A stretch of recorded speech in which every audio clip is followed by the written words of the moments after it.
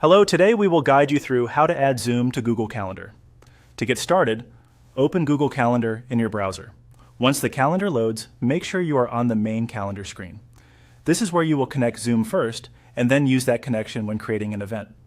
If your layout looks a little different, don't worry. Google sometimes updates the design slightly, but the general process remains the same. On the right side of the Google Calendar screen, look for the plus sign in the side panel. Click that plus sign to open the add-ons area. This section allows you to search for and install compatible tools that work directly with Google Calendar. In the search field, type Zoom. As you type, matching results should appear. When you see Zoom in the results, click on it to open the app listing. This page gives you access to the Zoom add-on for a Google Workspace. Next, click Install. At this point, Google will guide you through the installation process. Follow the on-screen prompts carefully to complete the setup.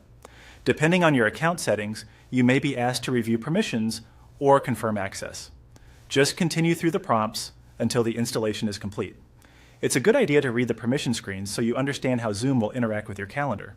Once Zoom has been installed, return to the main Google Calendar view. Now you're ready to create a calendar event with a Zoom meeting attached. Go to the top left of the screen and click Create. A menu or event window will open. From there, click Event to start a new calendar invitation. Inside the event setup, select Zoom and then follow the on-screen procedure. This is the step that connects your new calendar event to a Zoom meeting.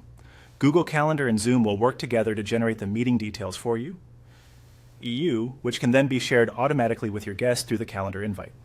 As you finish setting up the event, make sure to review the date, time, and any guest information before saving. That helps ensure your Zoom meeting is scheduled correctly and that everyone receives the right details. And that's it. You've installed Zoom in Google Calendar and used it while creating an event. After this setup, scheduling future Zoom meetings from Google Calendar should be much quicker and more convenient.